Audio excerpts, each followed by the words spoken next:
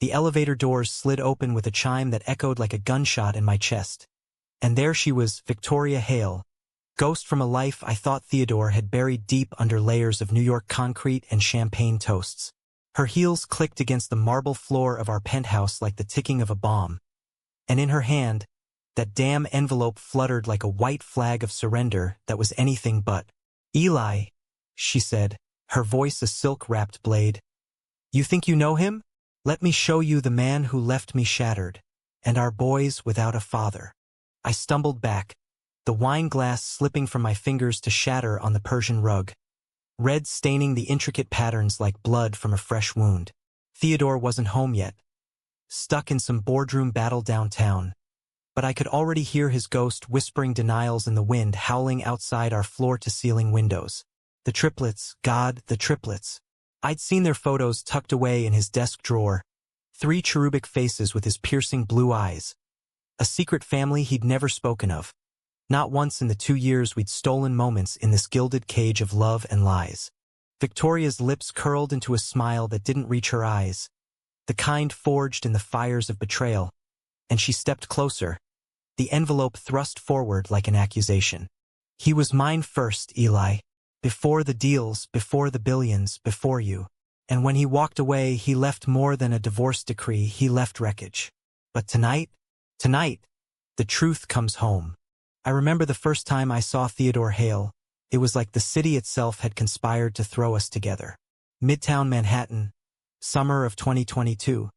The kind of heat that turns the sidewalks into skillets and makes everyone a little feral. I was 28, fresh out of grad school at NYU with a useless degree in literature and a barista gig at this hole-in-the-wall coffee shop off Broadway that catered to theater kids and Wall Street wolves alike. My shifts were hell. Steaming milk for overpriced lattes while dodging the leers of suits who thought a tip meant more than cash. But that afternoon, as the sun dipped low and painted the alley behind the shop in bruised purples, he pushed through the back door like he'd been summoned by some urban myth. Theodore was 38 then, all sharp angles and quiet command. His Brooks Brothers shirt untucked and sleeves rolled up to reveal forearms corded from weekend hikes upstate. He was looking for the owner, something about a catering contract for his firm's holiday gala, but ended up at my counter instead, ordering a black coffee with a voice that rumbled like distant thunder. "Make it strong," he said, his blue eyes locking onto mine with an intensity that made my pulse stutter. "I've got a long night ahead." I handed him the cup, our fingers brushing just long enough to spark something electric. Forbidden. He was straight-edge corporate, the kind of guy who lunched at Per Se and summered in the Hamptons. I was, me, Eli Rivera, half Puerto Rican kid from the Bronx, out and proud since 16, with a string of ghosted hookups and a heart too soft for my own good. But as he lingered, stirring sugar he didn't need, asking about my favorite book, The Great Gatsby, fitting for this city of illusions. I felt the pull. By closing time, we were walking the blocks to his office, talking Steinbeck and Scorsese, the humidity wrapping around us like a shared secret. That night blurred into our first kiss in the shadow of the Chrysler Building, his hands tentative on my waist, mine fisting his shirt as if to anchor him to the truth of us. "I've never," he murmured against my lips, the confession hanging heavy. "Divorced 5 years. No kids mentioned. Just a vague, it didn't work out. I didn't push. In New York, everyone carries ghosts. You learn to dance around them. We fell hard and fast, the way only city lovers can. Stolen weekends in his Tribeca loft, lazy Sundays at Zabbers followed by matinees at the Angelica. He was tender in ways that undid me. The way he traced the scar on my knuckle from a childhood bike crash, or murmur poetry in the dark when nightmares clawed at me. Theodore Hale, tech mogul revolutionizing fintech with his app that made investing as easy as swiping right. But with me, he was just Theo, vulnerable, hungry for connection after years of boardroom armor. By fall, I quit the coffee shop. He insisted, setting me up with a freelance editing gig for his company's blog, but really it was so I could be closer. Our life wove together seamlessly. Mornings in his king-sized bed overlooking the Hudson. His head on my chest as I read aloud from whatever manuscript I'd snagged. Evenings at galas where he'd introduce me as my partner Eli. His hand possessive on the small of my back, daring anyone to blink. The city embraced us, or at least it pretended to. In the rainbow crosswalks of Pride and the hidden speakeasies of Chelsea, we were golden. But cracks spiderwebbed early if I'd paid attention. Late-night calls he'd take in the study, voice dropping to a hush. Trips to Chicago for business that stretched into weeks. And that locked drawer in his desk, the one I respected until curiosity became a thief. I never pried, not then. Love, blind and bullish, convinced me we were building something unbreakable. Victoria's arrival shattered that illusion like cheap crystal. She breezed into our penthouse that rainy November evening, November 15th, 2025 to be exact, as if she owned the view. I'd buzzed her up on a whim, mistaking her for a delivery. My mind still buzzing from a tense call with my sister back in the Bronx about her latest dead-end job. The envelope hit the coffee table with a thud, spilling photos. 3 boys, maybe 7 now, identical towheads with Theodore's jawline and her sharp nose, grinning gap-toothed in a sun-drenched park that screamed suburban Midwest. "Triplets," she said, sinking into the leather armchair like a queen reclaiming her throne. "Born via IVF, courtesy of his frozen swimmers and my desperation for a family. He promised forever, Ellie." Vows in aspen, a diamond that could choke a horse. Then poof, gone. Filed papers while I was still in the hospital. Left me the brownstone in Scarsdale and a trust fund for the boys. But the secrets? Oh, honey, they're just the appetizer. I sank onto the couch, the room spinning. Triplets. A wife. A life before me, tangible and breathing. He never said. Of course he didn't. Her laugh was bitter chicory. Theo's a master at compartmentalizing. The perfect husband by day, vanishing into work retreats where he'd chase whatever itch he couldn't scratch at home. I suspected, the late nights, the cologne that wasn't his. But I stayed for them. She nodded at the photos, her manicure tapping like Morse code. Until I couldn't. Now, with his IPO looming, the press sniffing around. I want my cut. And justice. The door clicked open then, Theodore's key in the lock a death knell. He froze in the foyer, umbrella dripping, his face draining of color as he clocked her. "Vicky," he breathed, the nickname a knife twist. "What the hell are you doing here?" She rose, graceful as a panther. "Hello, darling.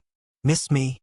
The air thickened, charged with the storm outside and the one brewing within. I wanted to bolt, to erase this tableau, but my feet rooted. Theodore's eyes flicked to me, pleading, "Wait, trust me." Before he crossed to her, voice low. "Not here. Not now." Victoria arched a brow. "Afraid your pretty boy will hear how you built this empire on lies? The offshore accounts, the fabricated testimonials to juice the stock? Or maybe the part where you gaslit me into thinking our marriage was failing because I wasn't enough?" She turned to me, venom sweet. "He'll leave you too, Eli. When the thrill fades, when the world demands perfection." He lunged for the envelope, but she snatched it back, papers scattering like confetti from hell. Among them, bank statements, emails, proof of embezzlement from his early startup days, siphoned funds that greased his rise. You think the SEC won't love this? Or the Post? Tech titans double life. Billions built on betrayal. Theodore's shoulders slumped, the titan crumbling. "Please, Vic. The boys. Don't," she snapped, eyes flashing. "You forfeited that card when you walked out without a goodbye." I stood, legs jelly, the Hudson a black mirror beyond the glass. Theo? "You had sons and never told me?" My voice cracked, raw as the rain. Betrayal bloomed hot in my chest. Not just the lie, but the erasure. Our love, our future, built on what? Sandcastles waiting for the tide. He reached for me, desperate. "Eli, it was before us. I was trapped, miserable. She knew that." Victoria snorted. "Trapped? You mean terrified. Of the world seeing the real you, the one who preferred men in the shadows." Her gaze softened, almost pitying. "I loved you anyway, Theo, even when it broke me." The room pulsed with unspoken histories. Their wedding in the Rockies, snow-capped peaks mocking the chill between them. The clinic visits, her hope pinned on those embryos like lifelines. His confession one bourbon-soaked night, her tears freezing into resolve. And me, the interloper, the spark that ignited the blaze. Thunder rolled, lights flickering, and in that stutter of darkness, Theodore whispered, "I left to be free, for this." His hand found mine, trembling, but freedom tasted like ash now. Victoria gathered her papers, poised at the door. "You have until the morning headlines, Theo. Settle with me. Properly or watch it all burn." She paused, glancing back at me with something like solidarity. "Run while you can, Eli. He's a storm in a suit." The door sealed her exit, but the echo lingered. Theodore collapsed beside me, head in hands. "I never meant to hurt anyone. The company. It was survival. After the divorce, I poured everything in, cut corners to stay afloat. The boys, I send money, anonymously. It's not enough, I know." I pulled away, the photos staring up like accusations. Survival? Or selfishness? The words hung, sharp. We'd built dreams on his silences. Talks of adopting, of a life unapologetic. Now it fractured. That night, sleep evaded us. He paced, phone glued to his ear, lawyering up in frantic calls to his fixer in D.C. I curled on the guest room chaise, scrolling old texts. "I love you more than this city loves reinvention. Lies all of it? Or half-truths in a man's war with himself?" Dawn crept gray over the skyline, and with it, the call. Victoria had leaked a teaser to a blogger, anonymous but damning. By noon, Theodore's stock dipped. Reporters swarmed the lobby. He faced it head-on, a presser in the boardroom where flashbulbs popped like gunfire. "Personal matters," he deflected. Charm dialed to 11. But his eyes sought mine in the back row, hollow. The climax hit that evening, unbidden. I was in the kitchen, brewing coffee strong as regret, when the boys arrived. Not by plan, Victoria's doing a final gut punch. The nanny, harried and paid triple, ushered them in.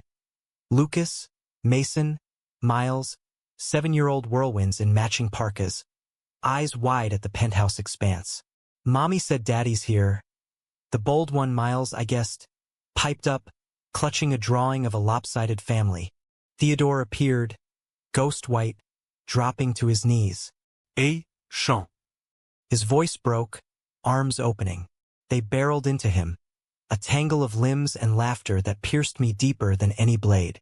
I watched from the doorway, unseen, as he whispered promises. "We'll see you more, okay? Weekends, ball games." And for a moment he was just a dad, flawed and fierce. Victoria collected them an hour later, her expression unreadable. "This changes nothing," she murmured to him, but to me as she passed. "He's worth saving, if you can." Alone again, Theodore turned to me, stripped bare. "I was 25 when we married, panicked, performing. Thought it was expected. The boys, a gift I didn't deserve. Leaving gutted me, but staying was death. Then you, God, Eli, you made me alive." Tears tracked his cheeks, mine mirroring. "And the money? The lies? Desperation's child. I'll make it right, reparations, transparency. But us? Please." The city thrummed below, indifferent. Betrayal's sting lingered, but beneath it, the romance we'd forged. The quiet intimacies, the shared sunrises, stubbornly bloomed. I thought of my own ghosts. A father who bailed when mom got sick, leaving me to learn love's fragility young. Forgiveness wasn't absolution. It was choice. In the end, we chose. The SEC probe dragged, headlines howled, but Theodore testified, owning the shadows. Victoria got her settlement, the boys a trust and summers in the city. Our love, scarred but resilient, humanistic in its mess. A reminder that secrets don't define us, but the grace we extend does. Months later, on a crisp autumn bridge over the East River, Theodore proposed. Not with rings, but with a vow. No more compartments, just us building true. I said yes, the skyline our witness. In America, land of second acts, we scripted ours, not perfect but profoundly ours. The fallout from Victoria's bombshell didn't just ripple. It tsunamied through every corner of our lives, dragging under the polished facade I'd mistaken for solid ground. That first week post-confrontation, the penthouse felt less like a sanctuary and more like a crime scene. Air thick with the scent of her Chanel No. 5 and the acrid tang of Theodore's chain-smoked Marlboros on the balcony. I'd catch him out there at 3 a.m., silhouette etched against the sodium glow of Brooklyn Bridge lights, phone pressed to his ear in hushed negotiations with attorneys whose names sounded like big pharma villains. Me? I oscillated between fury and fragility, pacing the loft's labyrinthine halls, blasting Nina Simone to drown the doubt. Feeling good on repeat. Ironic as hell because nothing felt good. Our bed, once a haven of tangled sheets and whispered affections, now yawned empty. I crashed on the couch, scrolling Zillow for Bronx walk-ups, half planning an escape back to my roots where secrets were shouted, not sealed in NDAs. But leaving? That was the real thriller, the internal heist. Every time I packed a bag, his voice echoed from memory. You're my anchor, Eli. Without you, I'm adrift.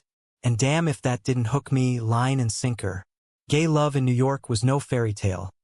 Bars like the Stonewall Ghosts reminded us. But ours had felt mythic, a rom-com scripted by Nora Ephron with a queer twist. Now it teetered on biopic tragedy.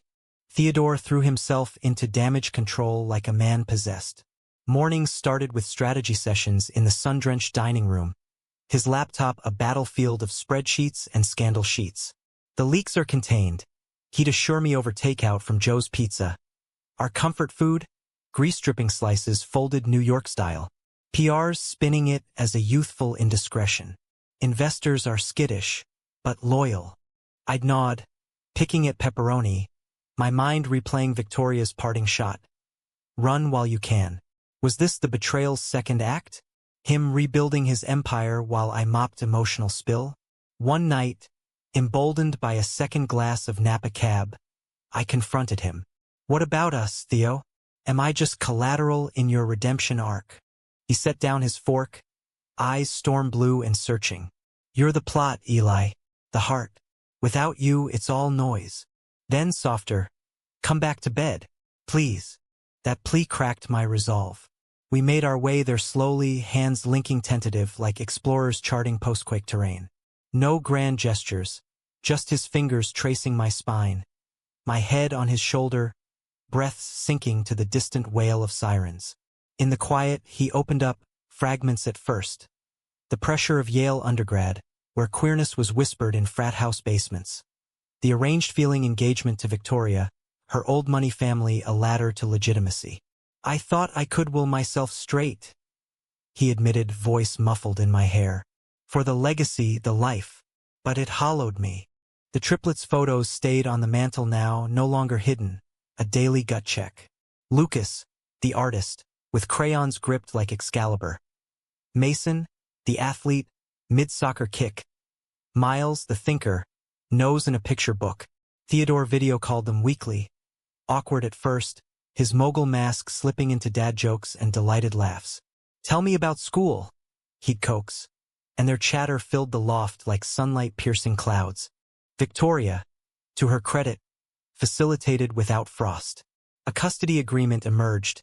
Joint, generous. Brokered over Zoom where her lawyer's Brooklyn accent clashed with his Park Avenue polish. I met her once more, neutral ground at a Soho cafe, steam rising from our matcha lattes like peace flags.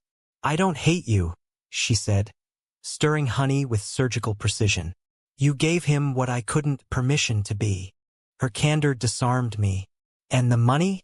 The exposure. A shrug. Survival's a bitch. He took from me.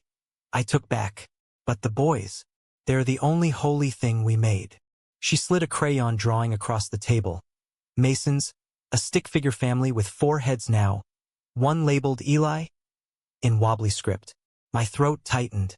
They ask about you, she added. The man who makes daddy smile on the phone. That drawing became my talisman, tucked in my wallet beside my MetroCard. Dehumanized the chaos. Reminded me love wasn't zero-sum. Still, conflict simmered. The SEC subpoena landed like a sucker punch, demanding records on those early fund diversions, and Theodore's board circled like sharks, whispers of ouster filtering through cocktail hours I wasn't invited to. The real gut-wrencher hit during a rare date night at Le Bernardin, oysters and white burgundy meant to reclaim normalcy. Midway through his foie gras soliloquy, his phone buzzed. A text from an unknown number. Board meeting tomorrow. Your head or hail tekas. He paled, excusing himself to the restroom. I followed minutes later, finding him in the alley, back against the brick, head bowed. Theo's tapped, he muttered when I touched his arm. A whistleblower internal. Tied to Vic's leak. Betrayal's echo chamber amplified. Was it her? A disgruntled exec? Or the triplets' nanny paid off? Paranoia gripped him, turning our haven into a fortress. Security cams upgraded, deliveries screened. I played Watson to his homes, combing emails late into whiskey nights, but the trail vanished into encrypted ether. Then, the climax. A stormy Tuesday, skies dumping biblical on Midtown. Theodore's driver dropped me at the office for a surprise visit. But I arrived to pandemonium. Reporters cordoned outside, chants of, "Hale must go." His assistant, frantic, shoved me into the elevator. "He's in the boardroom. It's bad." The doors parted on apocalypse. Suits in a semicircle. Theodore at the head like a lion bayed. "Embezzlement? That's ancient history," he growled. But his CFO, Silver Fox Weasel named Hargrove, slid a dossier forward. "Not if it's ongoing. Shell companies, Eli's name on a dummy LLC. Your boyfriend's your money launderer now." My stomach plummeted. The editing gig? The gifts he'd funneled as salary? Suddenly, complicit. Theodore's roar. "Lies! Eli's clean." But Hargrove smirked. "Check the filings. Or shall I call the feds?" Chaos erupted. Chairs scraping, accusations flying. I backed against the glass wall, world tilting. Theodore whirled to me, eyes wild. "It's not. I shielded you, set up buffers." Shielded. My whisper cut through. "Or used." The room hushed, all eyes on us. The gay lovers unraveling in primetime corporate drama. Hargrove pounced.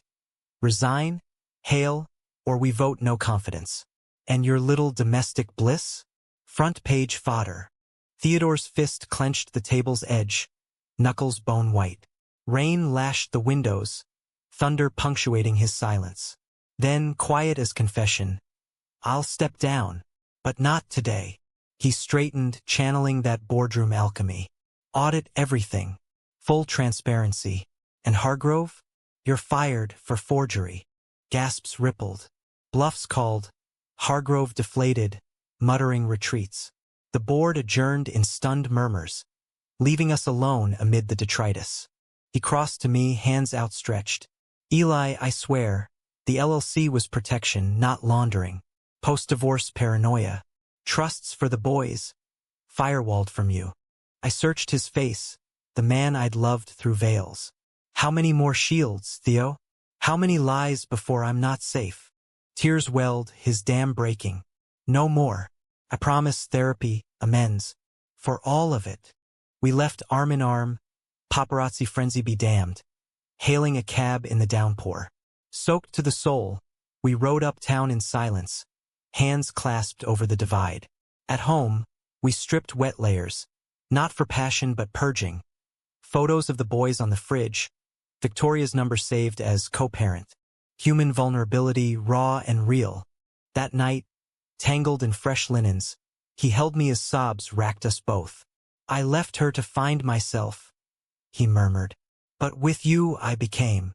Dawn brought fragile hope. The board backed him barely, after his mea culpa email, laced with contrition and vision. Victoria called. Truce extended. "Fight smart, Theo. For them. For him." And so we did.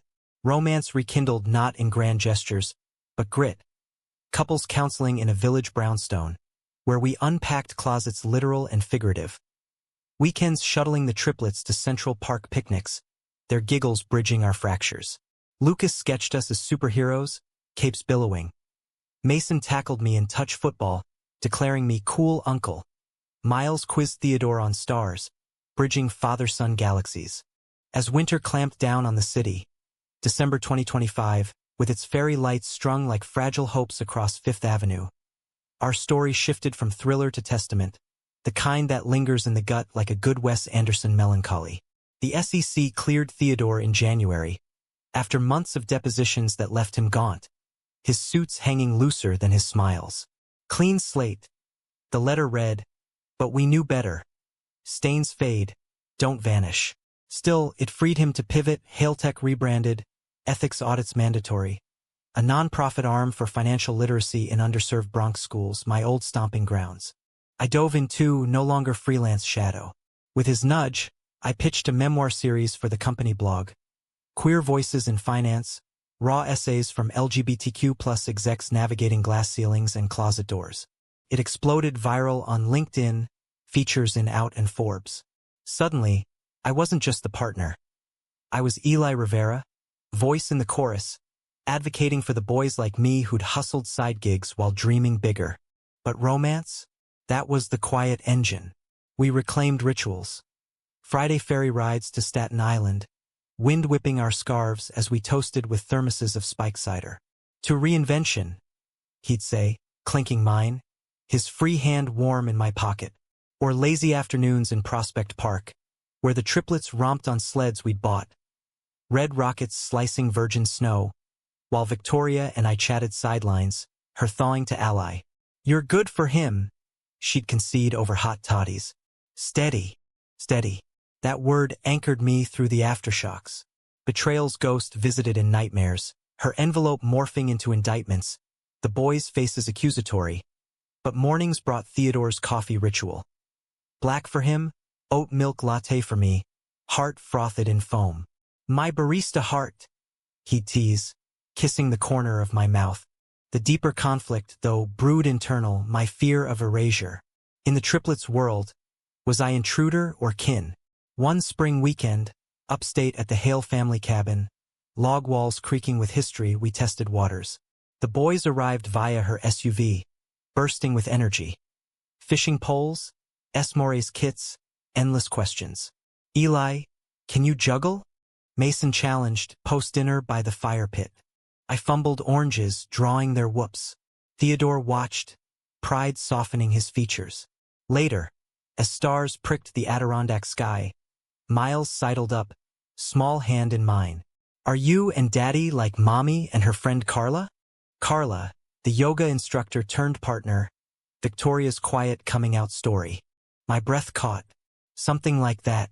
"We love each other. Make each other happy." He nodded, sage beyond years. "Good.